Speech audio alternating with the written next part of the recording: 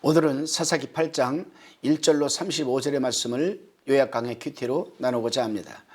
7년간 미디안이 침략에 유린당한 이스라엘은 하나님께 부르짖기 시작합니다. 이 내용이 사사기 6장 1절로 7절에 기록되어 있습니다. 하나님께서는 미디안을 피해 포도주틀에서 타작하던 기드온을 찾아가서 이스라엘을 구원하라고 하셨고, 미디안과의 대대적인 이 전쟁을 준비하기 위해 모인 3만 2천 명 중 고작 300명을 착출하여 전쟁을 치르게 하셨습니다. 전쟁의 승패는 숫자가 아닌 하나님께 있음을 보여주기 위함이었다라고 제가 7장에서 말씀을 드렸습니다. 모든 전쟁이 하나님께 있음을 확인한 뒤 기드온에게 의외의 일이 생깁니다. 에브라임은 전쟁에 자신들이 배제된 것이 서운하여 분란을 일으켰습니다. 전쟁의 주도권이 하나님께 있었는데 에브라임은 자신들이 공적을 세우고 싶었던 것입니다.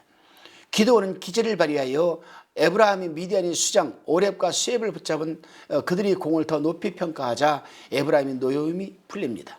3절에 기록되어 있습니다. 이스라엘은 하나님께서 치르신 전쟁을 보면서도 본질과 무관한 것에 집착하고 있었던 것입니다. 미디안이 잔당을 척결하기 위해 기드온과 300명의 용사가 추격을 합니다.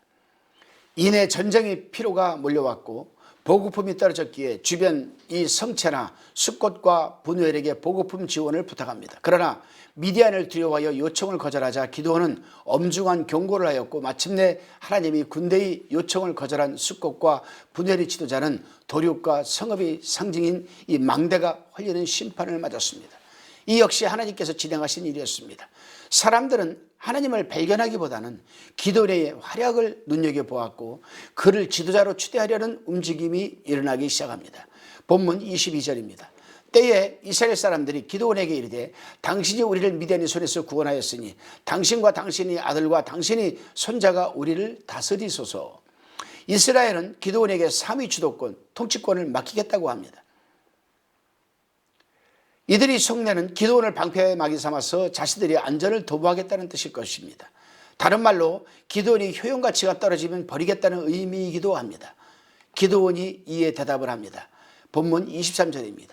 기드온이 그들에게 이르되 내가 너희를 다스리지 아니하겠고 나의 아들도 너희를 다스리지 아니할 것이요 여호와께서 너희를 다스리시리라.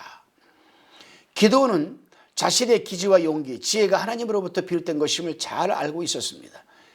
그러기에 이스라엘을 다스릴 분이 하나님이심을 알기에 이스라엘의 요청을 거절하고 본질을 일깨워 주었습니다. 여기서 본문이 끝이 난다면 참 근사할 것입니다. 그런데 기드온이 뜻밖의 행동을 합니다. 24절과 27절입니다. 먼저 24절 말씀에서 기드온이 또 그들에게 이르되 내가 너희에게 한 일을 청구하노니 너희는 각기 탈취한 귀고리를 내게 줄지니라. 아니 그 대적은 이스라엘 사람이므로 금 귀고리가 있었음이라. 다시 27절입니다. 기드온이 그 금으로 에봇 하나를 만들어서 자기의 성읍 오브라에 두었더니 온 이스라엘이 그것을 음란하게 위함으로 그것이 기드온과 그 집의 올무가 되니라. 기드온은 전리품 중 금 귀고리를 모아서 에봇을 만들었습니다. 에봇은 하나님과 무관하지 않습니다. 하나님의 뜻을 묻기 위해 사용되는 에봇은 하나님의 뜻을 상징합니다. 그런 에봇을 미디안과의 전쟁 중 전리품으로 얻은 금 귀고리로 만든 것은 자신의 업적을 은연중에 드러내려고 하는 교묘한 전략이라는 것입니다. 심지어 황금 에봇을 자신의 성읍에 두므로 기드온은 정치적 기반을 다지긴 있습니다. 기드온은 명실상부한 이스라엘 사사이며 영웅이었지만 자신의 삶의 영웅은 되지 못했습니다. 기드온은 많은 아내와 첩까지 얻어 자신의 욕정을 채웠고 자녀들을 71명이나 낳았습니다. 자녀들은 아버지의 그릇된 영웅심과 권력욕을 바라보며 자라났기에 기드온의 아들 아비멜렉은 배다른 70명의 형제를 도륙하고 왕위에 오르는 참담한 일을 행하게 됩니다.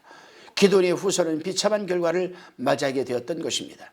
사사기 8장은 이 두 가지를 우리에게 가르쳐 줍니다.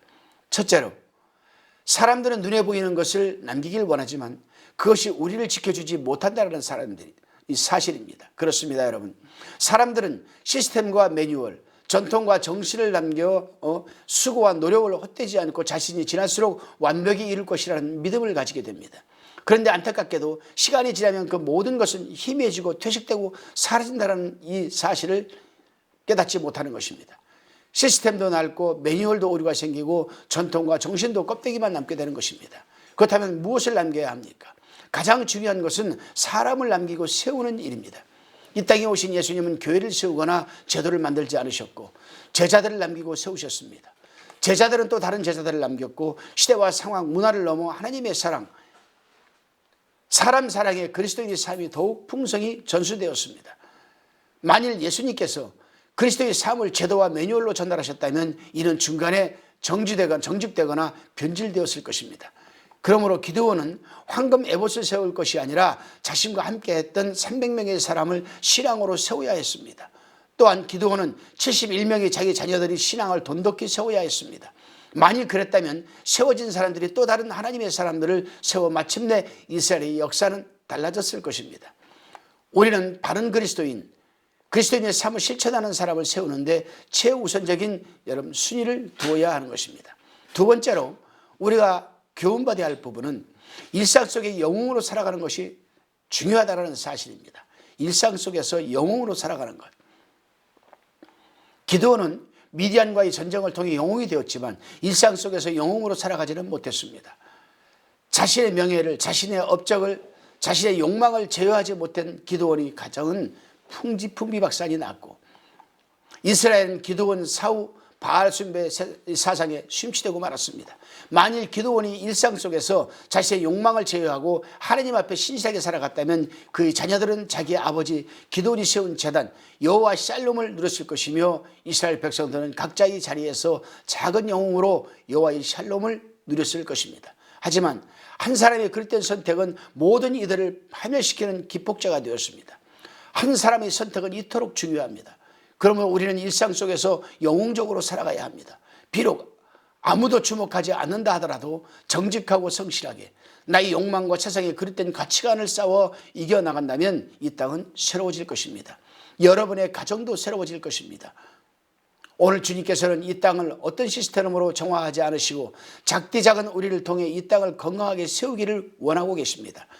사랑하는 동역자 그리고 성도 여러분, 그리스도인이 삶을 이어가는 우리로 인해 우리 가정과 사회, 조국이 주님의 샬롬으로 가득한 은총을 누리는 하루가 되시기를 주님의 이름으로 기원드립니다. 기도하시겠습니다. 주님을 따라 그리스도의 삶을 살아가는 것이 이 시대를 바꾸는 영웅의 기름을 기억하게 하옵소서. 예수님의 이름으로 기도드리옵나이다. 아멘.